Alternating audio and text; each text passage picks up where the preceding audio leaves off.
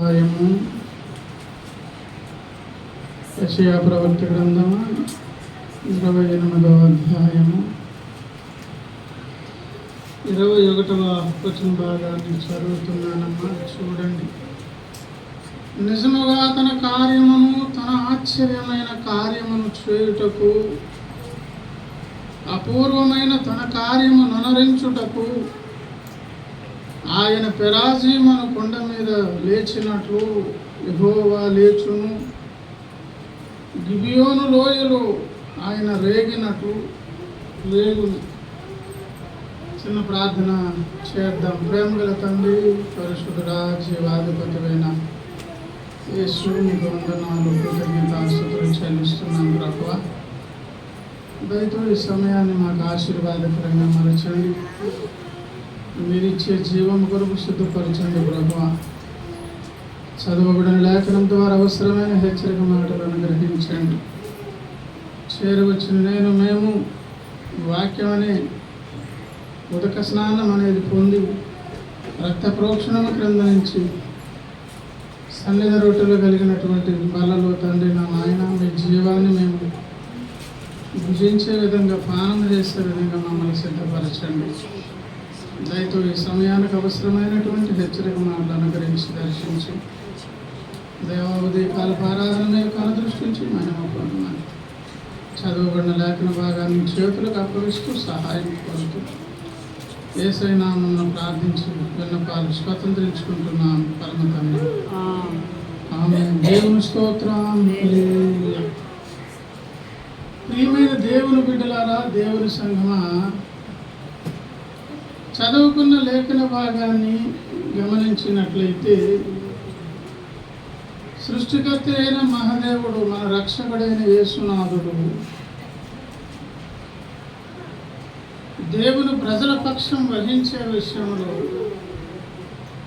ఎలాంటి గొప్ప గొప్ప కార్యములు చేస్తున్నారు అనే జరిగిన చరిత్రను బట్టి, జరుగుతూ ఉన్నటువంటి మన జీవితాలలో ఉన్న అనుభవాలను బట్టి, ఆ కారణాన్ని బట్టి చాచిన చేతితో మార్పు లేని దేవుడుగా ప్రతి తరములో తన కార్యాన్ని నిర్వహిస్తున్నటువంటి దేవుడుగా మనకు పరిచయం అవుతూనే ఉన్నారు. గతకాలపు భక్తుల చరిత్ర మనకెంతో ఊరట, ధైర్యాన్ని, బలాన్ని ఇస్తుంది. మన జీవితాల్లో మనం కలిగి ఉన్నటువంటి సాక్ష్యాలు ఏవండి భవిష్యత్తు తరాలకు అదొక మాదిరి అవుతుంది. మెట్టుకైతే దేవుడే ఒకవేళ పక్షపాత అన్నట్లుగా దేవుని ప్రజల విషయంలో ఒక ప్రత్యేకమైన దృష్టి, శ్రద్ధ పెట్టారు ఆయన. పదే పదే ఆ సంగతులు మనం బైబిల్ గ్రంథంలో మనం గమనిస్తూనే ఉంటాం. తిమోతికి రాసినటువంటి ప్రియులారా,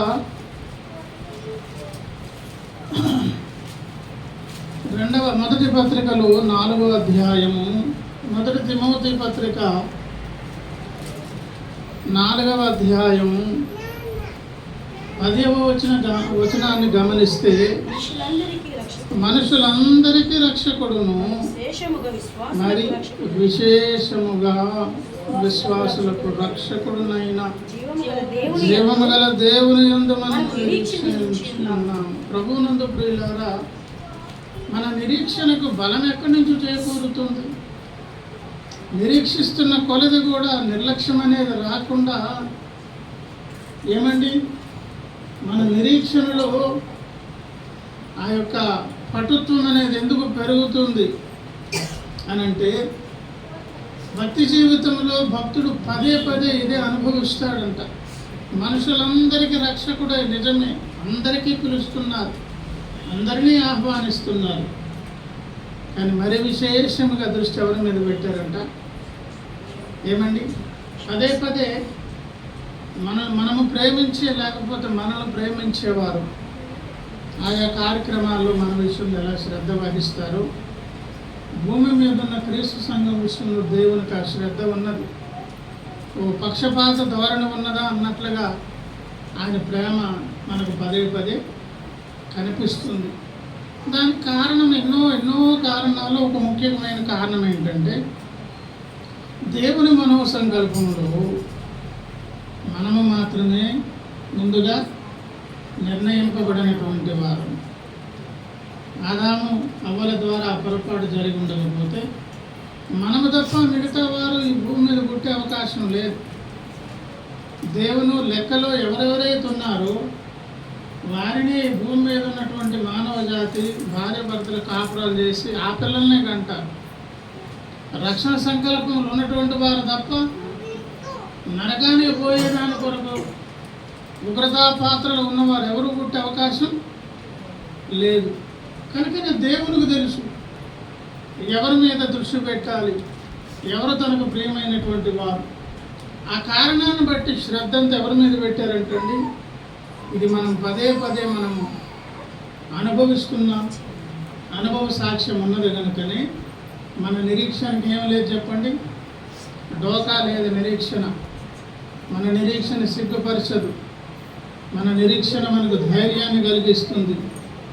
మెట్టుకైతే ప్రియులారా చదువుకున్న లేఖనములు గమనిస్తే నిజముగా తన కార్యమును, తన ఆశ్చర్య కార్యమును చేయుటకు అని వచ్చిన భాగం ఏమండి ప్రారంభిస్తూ దేవుడు తన భక్తుల ద్వారా మనకు తెలియజేస్తున్నారు. దేవుని కార్యము అని వదిలేయకుండా, దేవుని కార్యం అంటే మీకేమైనా ఎస్టిమేషన్ ఉన్నదా, దాని గురించి మీకేమైనా ఒక అవగాహన ఉన్నదా?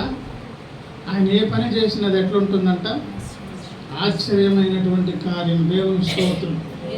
ఎందుకు ఆశ్చర్య కార్యం అంటే ఆయన దేవుడు కనుక ఏం చేసినా కూడా సగటు మానవాళి వల్లే నీకులా నాకులా దేవుడు చేస్తే మరి ఆయనకి మనకున్న వ్యత్యాసం ఏమిటి చెప్పండి. అలాగే తర్వాత మాట అన్నారు, అపూర్వమైన తన కార్యము నునరించుటకు. అది ఎలాంటి కార్యము? అపూర్వమైనటువంటి కార్యము. అది జరిగించేదాని కొరకు ఆయన 2 రకాలుగా ప్రత్యక్షం అవుతారంట. పెరేజీము అను కొండ మీద లేచినట్లు యెహోవా లేచును. ఒక కొండ ఉన్నది, పెరేజీం అనే కొండ ఉన్నది. అక్కడ ఉవ్వెత్తున దేవుడు లేచారంట. తర్వాత మాట అన్నారు, గిబియోను లోయలో ఆయన రేగునట్లు. గిబియోను లోయలో ఆయన రేగునట్లు. రేగడం అంటే తెలుసు కదండి, ఏమండి, చాలా ఉధృతముగా ఉగ్ర రూపము దాల్చి కట్టలు దంచుకున్నట్లుగా, ఇంకా ఎవరు ఇంకా కంట్రోల్ చేయడానికి అవకాశం లేనటువంటి విధముగా ఏమండి ఉవ్వెత్తున లేచినటువంటి ఉగ్రరూపము దాల్చి రేగినటువంటి. అలాగూ దేవుని ప్రజల పక్షంలో దేవుడు లేస్తారంట. మొదటి విషయం మనం చెప్పుకున్నాం, మన మీద దేవునికి ఒక ప్రత్యేకమైన శ్రద్ధ ఉన్నది. మన విషయంలో దేవునికి ఏమున్నది? ప్రత్యేకమైన శ్రద్ధ ఉన్నది. రెండవ విషయం ఏం చెప్పుకున్నాం, మన పక్షముగా ఏమండి ఎంత గొప్ప కార్యమైనా, ఎంత గొప్ప ఆశ్చర్యమైన, ఎటువంటి అపూర్వమైన కార్యమైనా చేయడానికి సిద్ధముగా ఉన్నారు.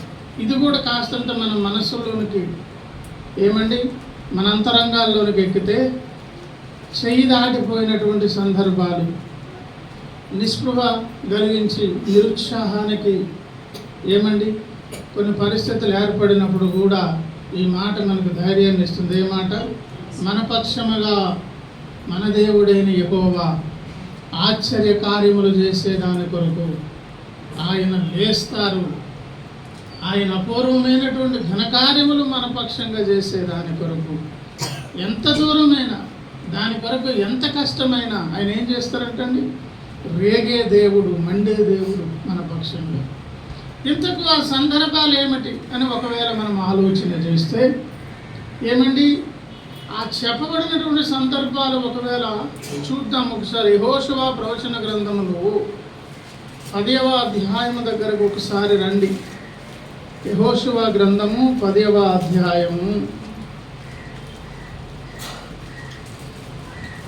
మొదటి నుంచి నేను చదువుతున్నాను, వినండి.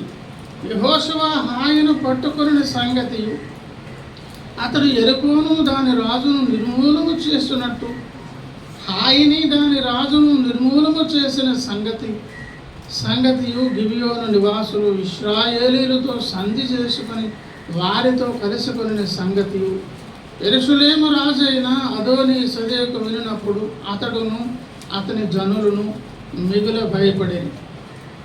యెరూషలేము పరివాహకు దరిదాపులకు ఇశ్రాయేలు జనాంగం వచ్చేస్తుంది. అన్యజనాంగాలు పరిపాలన చేస్తున్నటువంటి ఆ ప్రదేశంలో, ఆ కనాను ప్రాంతంలో అదివరకే యెరికోను నిర్మూలన చేశారు. యెరికో ఆ దినాలలో ఒక ప్రత్యేకమైనటువంటి పట్టణం.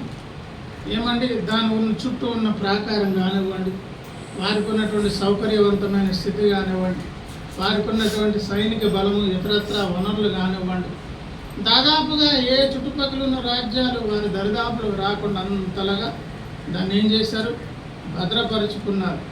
ఆ పక్కనే హాయి అనేది ఒకటి ఉన్నది, అది కూడా చాలా బలమైనటువంటిది.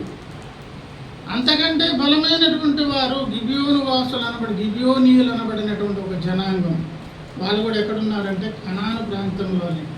వారు మాయ చేసి మారువేషం వేసుకొని యెరూషలేము ఇశ్రాయేలు జనాంగం దగ్గరకు వచ్చి యెహోషువ దగ్గర, పెద్దల దగ్గర మాయ వేషంతో ఏమండి ఇశ్రాయేలుతో సమాధాన పడ్డారు. కానీ వారు దూరం నుంచి వచ్చారు చెప్పారు, కానీ వారు దూరంలో లేరు. ప్రక్క బల్లాల్లాగా చాలా సమీపంగా దగ్గరలోనే ఉన్నారు. వారేమో సమాధాన పడ్డారు. అదివరకే చాలా ప్రదేశాలను, దేశాలను జయించుకొని వస్తూ ఉన్నారు. హాయి ఓడిపోయింది, యెరికో నాశనమైంది. ఇంకంతకంటే బలంగా ఉన్నటువంటి గిబియోను అనబడినటువంటి ప్రదేశం కూడా ఏమైంది చెప్పండి. గిబియోనీయులు కూడా వారు యుద్ధం చేయడం మానేసి ఎవరితో రాజీ పడ్డారు చెప్పండి? ఇశ్రాయేలు జనాంగంతో రాజీ పడ్డారు. కనుక ఎలా గెలిచేస్తున్నారు? వీళ్ళ శక్తి ఏంటి? వీళ్ళ బలం ఏంటి? ఈ మానవాతీతమైన శక్తి ఏంటి? ఆలోచనలో పడ్డారు, భయపడ్డారు. వాళ్ళందరూ కలిసి ఒక ఆలోచనకు వచ్చారు. ప్రభునందు ప్రియులారా, 3వ వచనం, హెబ్రోను రాజు అయిన ఏమండి హోహాము నొద్దకును, యర్మూతు రాజు అయిన ఫిరాము నొద్దకును, లాకీషు రాజు అయిన యాఫే వద్దకును, ఎగ్లోను రాజు అయిన దెబోరు నొద్దకును వర్తమానము పంపిన. కాబట్టి అమోరీయుల 5 రాజులను, అనగా యెరూషలేము రాజును, హెబ్రోను రాజును, యర్మూతు రాజును, లాకీషు రాజును, ఎగ్లోను రాజును కూడుకొని తామును తమ సేనలన్నీ బయలుదేరి గిబియోను ముందర దిగి గిబియోనీయులతో యుద్ధము.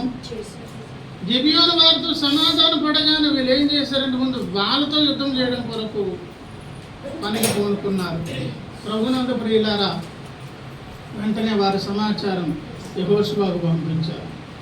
యెహోషువ గారు సైన్యాన్ని వేసుకుని ఏమండి గిబియోను కాపాడేదాన్ని, ఎందుకంటే సమాధానం పడ్డారు కదా, వారిని కాపాడాల్సిన బాధ్యత ఉన్నది కనుక. ఏంటి గిబియోన్ అంటే భయమే వారికి. కానీ ఇప్పుడు గిబియోను మీదకి 5 రాజులు ఎందుకు యుద్ధం చేయడానికి వస్తున్నారు? వారెవరో వేరే ప్రాంతం నుంచి వచ్చే అన్యులతో మీరు ఎలా సమాధానం పడతారు? మనం ఒకటవ్వాలి కదా. మనము కలిసి వాళ్ళతో యుద్ధం చేయడం మానేసి మన పొరుగునున్న వారు నష్టపోయారు, మీరు ఎలాగ వాళ్ళతో సంధి చేసుకుంటారు? కనుక మరి మీరు ఈ పొరపాటు చేశారు కనుక అసలు మీతోనే యుద్ధం అని 5 రాజులు ఎంత సైన్యం అంతా మోహరించి ఎక్కడికి వచ్చారు? గిబియోను ప్రదేశంలో. వింటున్నారు అసలు? కనుక ప్రియులారా, అప్పుడు గిబియోను వాసులు భయపడి యెహోషువకు కౌరు పెట్టినప్పుడు యెహోషువ గారు సైన్యాన్ని వేసుకుని అక్కడికి వెళ్ళడం. ఆ సందర్భంలో ప్రభునందు ప్రియులారా, మనకు చక్కని ఆ మాట 12వ వచనం చూడండి. యెహోవా ఇశ్రాయేలు ఎదుట అమోరీయులను అప్పగించిన దినమున ఇశ్రాయేలీలు వినుచుండగా యెహోషువ యెహోవాకు ప్రార్థన చేసిన. ఏమి ప్రార్థన చేసిన? సూర్యుడా నీవు గిబియోనులో నిలువుము, చంద్రుడా నీవు అయ్యాలోను లోయలో నిలువుము. జనులు తమ శత్రువుల మీద పగ తీర్చుకునే వరకు సూర్యుడు నిలిచెను, చంద్రుడు ఆగెను. ప్రభునందు ప్రియులారా, శత్రు సంహారం చేసేదాని కొరకు పూనుకున్నటువంటి దేవుని ప్రజలతో సమాధానపడి వారి వశములోనికి వచ్చినటువంటి ప్రజలను కాపాడేదాని కొరకు ఇది దైవ కార్యము, దేవుని చిత్తానుసారమైన పని. దేవుని ప్రజల పక్షంగా ఎంత రిస్క్ అయినా దేవుడు తీసుకుంటారు. ఎంత గొప్ప ఆశ్చర్యమైన ఎవరు చేస్తారంట? దేవుడు తన ప్రజల పక్షంగా చేస్తారు. విశేషమైనటువంటి ప్రేమ మన మీద ఆయనకున్నది కనుక ఏమండి ఒక ప్రార్థన చేశారు. ఏమండి సాయంత్రం అయిపోయింది అనుకోండి, యుద్ధ నీతి ప్రకారంగా ఎవరు బెటాలియన్ వారు వెళ్ళిపోతారు. ఏ దేశానికి చెందిన రాజులు యుద్ధం ఆగిపోవాలి, ఆపేయాలి. దానికి కొన్ని నిబంధనలు ఉన్నవి. మరి వాటిని పాలవుతున్న సందర్భాల్లో యుద్ధ విరామం జరిగిందనుకోండి, తెల్లవారేలోపు శాంతి ఒప్పందాలనే జరగవచ్చు. లేదంటే రాత్రికి రాత్రే వాళ్ళకున్న డబ్బంతా ఎవరికైనా ఇచ్చి వేరే రాజులను తెచ్చిపెట్టుకోవచ్చు. నిన్న ఓడిపోయే సైన్యం తర్వాత రోజు బలంగా మారిపోవచ్చు. ఏమైనా కావచ్చు. ఏది ఏమైనా శత్రు సంహారం చేయాలి కనుక ఎట్టి పరిస్థితుల్లో ఆ సూర్యుడు అనబడినటువంటి ఆయన, చంద్రుడు వారు ఏం చేయకూడదు, వారున్న స్థలాలలో నిలబడిపోవాలి. అలాగైతేనే ఈ సమయం గతించకుండా ఉంటేనే, మరి కాస్త కొన్ని గంటలు, ఒక 6 గంటల పైగా ఉంటేనే మనం ఏం చేయగలము, నాశనం చేయగలమని ఒక ప్రార్థన. ఇన్ని గంటలు ఉండాలని యెహోషువకు తెలియదు, కానీ ఎన్ని గంటలు ఉంచాలో ఎవరికి తెలుసు? దేవునికి తెలుసు. ఆ కారణాన్ని బట్టి ప్రభునందు ప్రియులారా ఏం చేశారు? యెహోషువ ప్రార్థన విని దేవుడు రేగి దిగి వచ్చి దేవుని పక్షంగా యుద్ధము చేసి శత్రు సంహారం చేసి దేవుని ప్రజలకు ఏమిచ్చాను? విజయాన్ని ఇచ్చాను. అంటే ప్రియులారా, దేవుని శత్రువుల విషయంలో దేవుని ప్రజల పక్షం వహించే దాని కొరకు దానికి సరైనటువంటి వేదిక, నిజముగా దేవుడు కార్యం చేసేదాని కొరకు అనుకూలమైన పరిస్థితి ఉంటే సృష్టికర్త అయిన దేవుడు ఎంతైనా కార్యం చేయడం కొరకు సిద్ధపడే దేవుడు. దేవుని స్తోత్రం. హల్లెలూయా. ఏమండి సైంటిస్టులు కూడా అది లెక్కలు వేసి చెప్పారన్నమాట. మనకు ఆ లీప్ సంవత్సరం వచ్చేటప్పటికి ఒక డే కదా ఎక్స్ట్రా అవుతుంది, 24 గంటలు.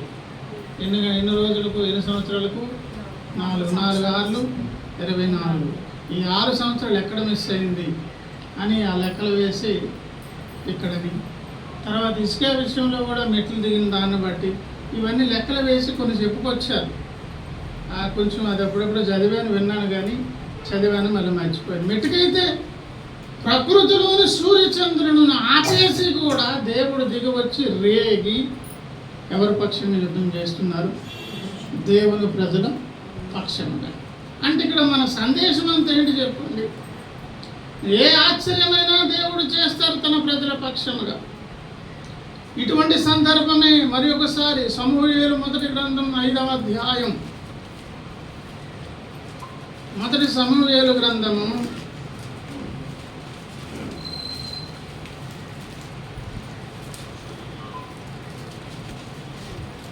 2వ సమూయేలు గ్రంథము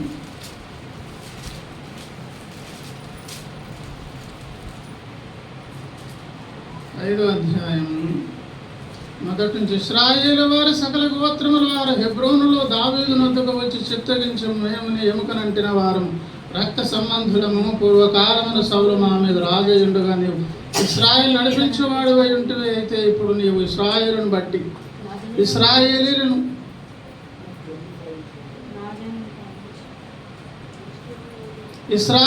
అనునట్టి నా జనులను పాలించి వారి మీద అధిపతివై ఉండుదు అని యెహోవా నిన్ను గూర్చి సెలవిచ్చుకున్నాడని చెప్పారు. కనుక ప్రియుల ఇక్కడ సందర్భం ఏంటంటే, సౌలు యోనాతాను చనిపోయారు, ఫిలిష్తీయులు గెలిచేశారు, ఇశ్రాయేలు జనాంగాలు పరిగెత్తి పారిపోయారు.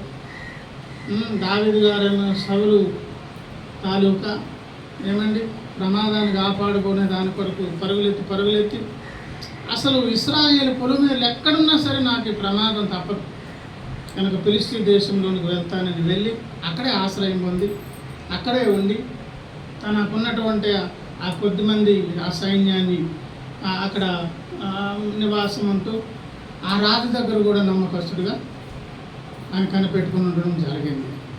కానీ ఇప్పుడు ఏమైందంటే ఇశ్రాయేలు 10 గోత్రాల వారు 12 గోత్రాల వారు వచ్చారు ఎవరి దగ్గరికి? దావీదు గారి దగ్గరికి వచ్చి, మీరు ముందుగానే ప్రవక్త ద్వారా చెప్పబడి అభిషేకింపబడిన మరి రాజుగా ఉండేదాని కొరకు ముందు చెప్పబడింది కనుక మీరు రండి, మేమేం కొత్తగా మేము బయట వాళ్ళం కాదు కదా, ఎముకనంటిన వారం ఒకే రక్తం కదా మంది అని ఆహ్వానం పలికినప్పుడు ప్రభునందు ప్రియులారా దావీదు గారు ఒప్పుకోవడం రావడం జరుగుతుంది. అప్పుడు ఏమండి 6 చూడండి, యెబూసీయులు దేశములో నివాసులై ఉండగా రాజును అతని పక్షపు వారు యెరూషలేమునకు వచ్చి యెబూసీయులు దావీదు లోపలికి రాలేడు తరించి నీ వచ్చిన ఇచ్చడి గుడ్డివారును కుంటివారు నిన్ను అని వేలాకోలం చేయడం అదంతా మీరు ఇంటికి వెళ్ళి చదువుకోండి. ఆ సందర్భంలో దేవుడు దిగి వచ్చారు. ఏమండి ఆ సందర్భంలో దేవుడు దిగి వచ్చి నిర్వీర్యం చేసి శత్రు సంహారం చేసిన మనం చదువుకున్నటువంటి మూలవాక్యపు సందర్భాలకు సంబంధించినటువంటి ఈ 2 ఇంకా చాలా ఉన్నవి. ఈ యెబూసు అనబడినటువంటి ఇవన్నీ కూడా దేవుడు ఇశ్రాయేలు జనాంగములకు ఇవ్వబోతున్నటువంటి ముఖ్యమైనటువంటి స్థలాలు కనుక దావీదు పక్షము దేవుడు వహించారు, ఇశ్రాయేలు పక్షము దేవుడు వహించారు. అంటే అర్థమేంటి చెప్పండి? దేవుని ప్రజలకు ఒక నష్టం కలిగినప్పుడు, ఒక ప్రమాదం ఏర్పడినప్పుడు వారిని కాపాడేదాని కొరకు ఎంతైనా తెగించి రేగి ఏమండి దేవుని ప్రజల పక్షంగా ఆశ్చర్య కార్యములు చేసేటటువంటి దేవుని స్తోత్రం కలిగి ఆ మాట మనకు యెషయా గ్రంథంలో చెప్పి తర్వాత ఒక విషయం అలా చెప్తున్నారు. చూద్దాం ఒకసారి. ఏమండి యెషయా గ్రంథం 28వ అధ్యాయము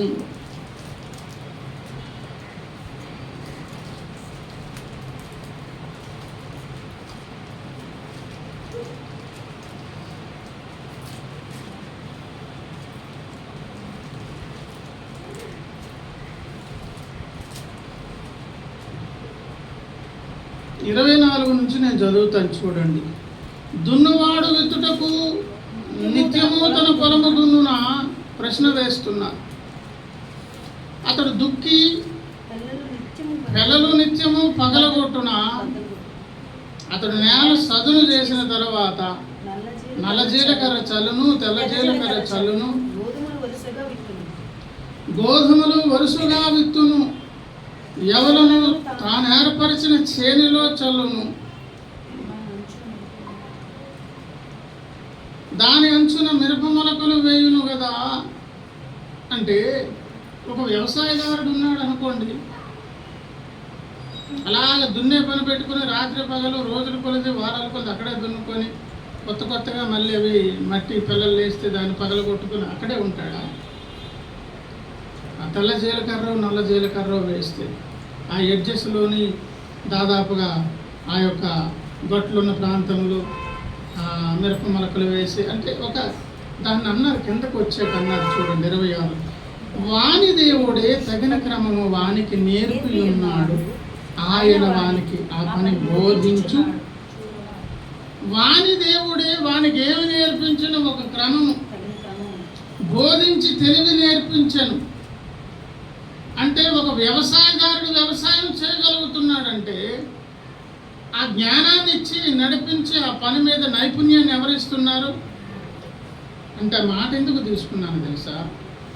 ఏ దేవుడైతే తన ప్రజల పక్షంగా యుద్ధం చేసి అద్భుత ఆశ్చర్య కార్యాలు చేస్తున్నాడు, ఆ దేవుడే మనకు ఒక జ్ఞానం ఇచ్చారు, ఒక తెలివిని ఇచ్చారు.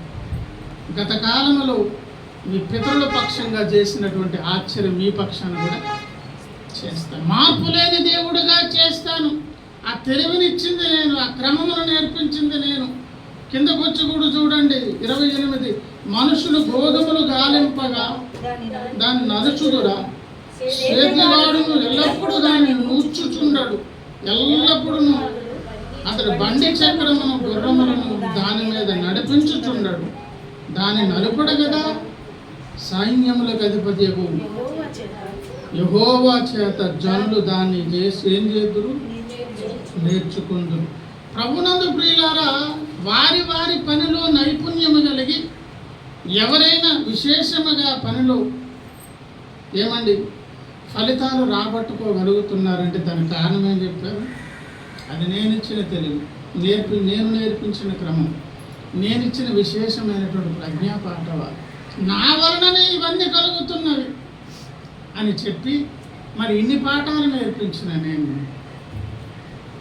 మీ విషయంలో మరి మీకు తెలివితేటలు నేర్పించలేదా, పాఠాలు నేర్పించలేదా అంటే ప్రియులారా, మనకు కూడా ఆధ్యాత్మిక జీవితమునకు అవసరమైన పాఠాలు కూడా నేర్పించారా లేదా? ఏ క్రమంలో ఉండాలి క్రమాన్ని నేర్పించలేదా? ఏ విధమైన తెలివితేటలు ఉండవు నేర్పించలేదా?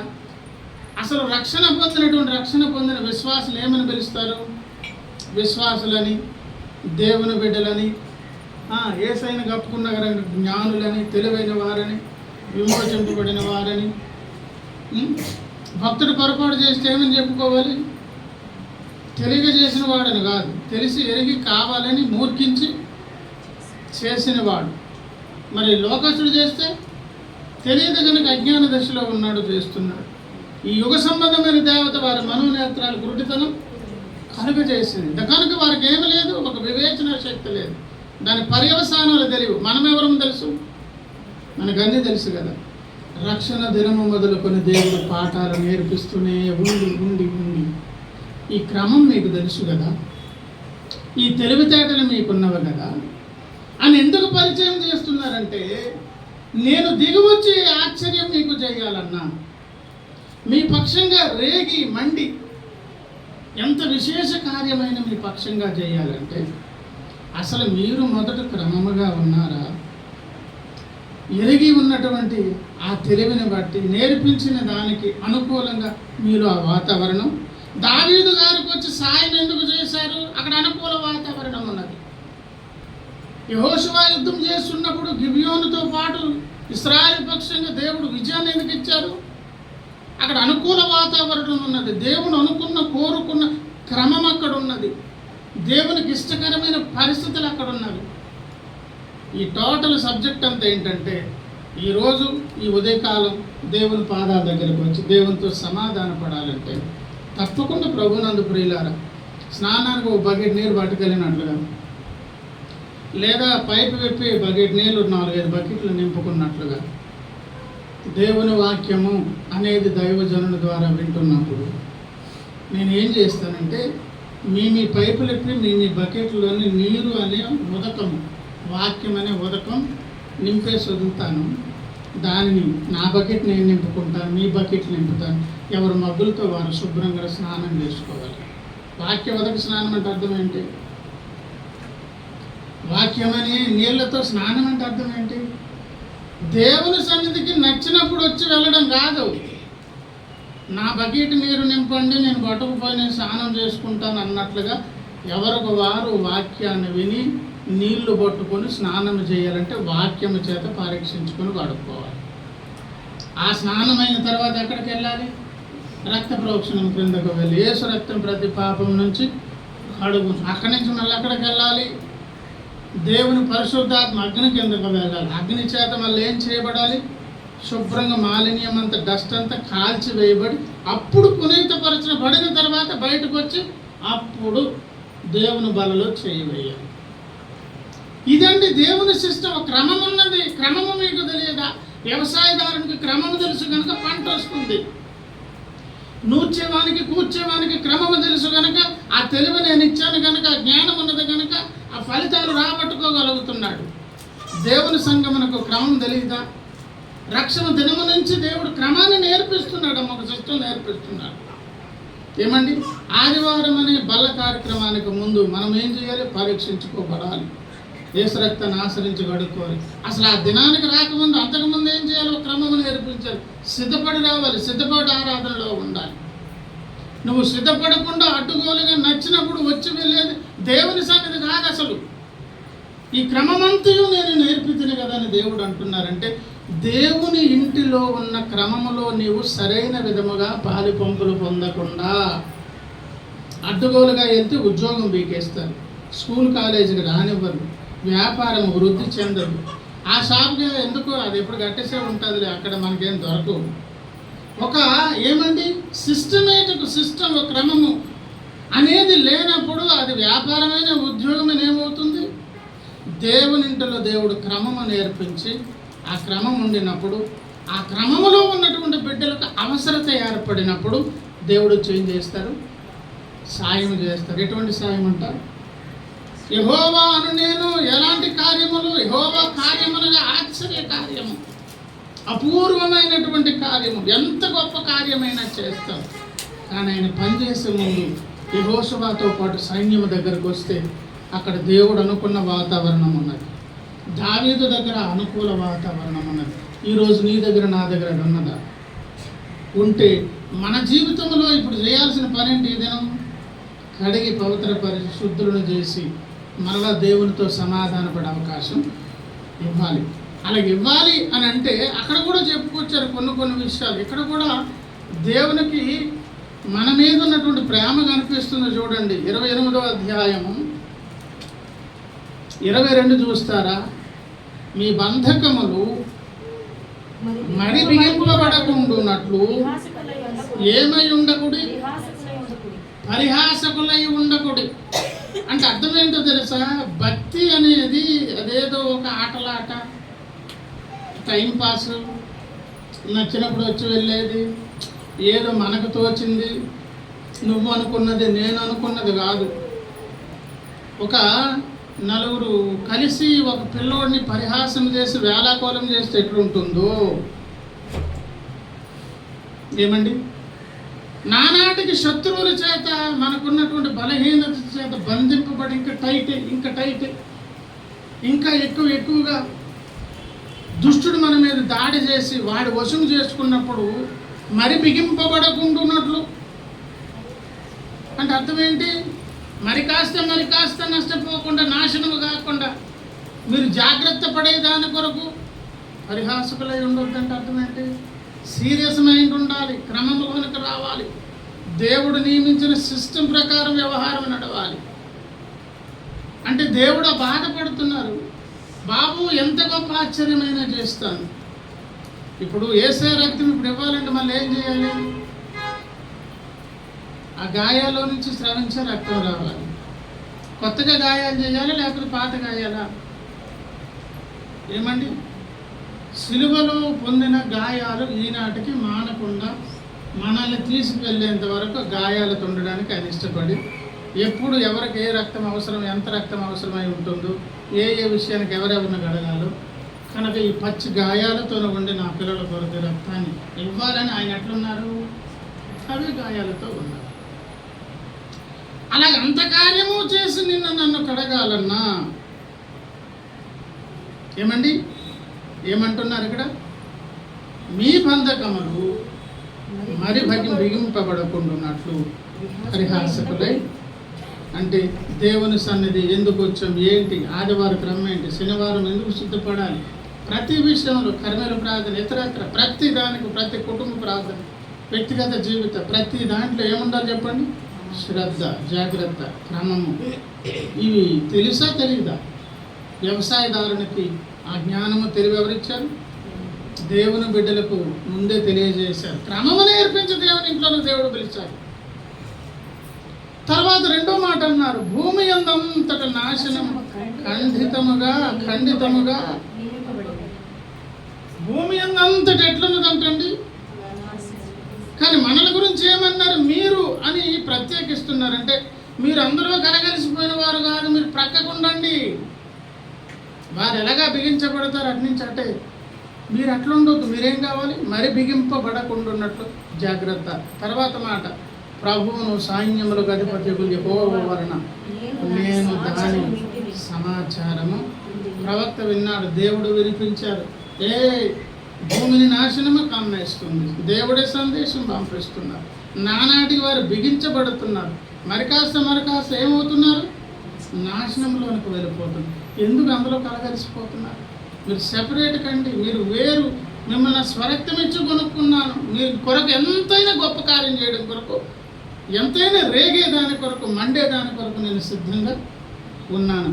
కాకపోతే పని చేయండి, ఇదివరకే మీకు తెలుసు కదా, క్రమాన్ని నేర్పించాను కదా అని చెప్పి ఆఖరి మాట అన్నారు 23లో, చెవియొగ్గి నా మాట వినుడి, ఆలకించి నేను పలుకున్నది చెవియొగ్గి నా మాట వినుడి. వినేవారమా కాదా? వింటున్నామా లేదా? విని ఉంటే ఇప్పుడు దేవుని ముందు ఏమండి ఈ ఏడుపు పెడవలు ఉండేవి కాదు. విన్నా కూడా కొన్నిసార్లు మనకు తెలియకుండానే కొంత మాలిన్యం మనకు అంటుతుంది. ఇప్పుడు పరీక్షించుకోవాల్సింది ఒకటే, ఎంతైనా గొప్ప కార్యం చేసి మీ పక్షంగా నా పక్షంగా ఆయన అద్భుతం చేస్తారు. కాకపోతే ఒక పని చేద్దాం, ఆయన మాట విని బ్రతుకుతున్నామా, మన ఇష్టాన్ని బ్రతుకుతున్నామా, క్రమము తెలిసి కూడా అక్రమముగా బ్రతుకుతున్నా, క్రమము తప్పి బ్రతుకుతున్నామా, పరీక్షించుకోవలసిన బాధ్యత మనకున్నది.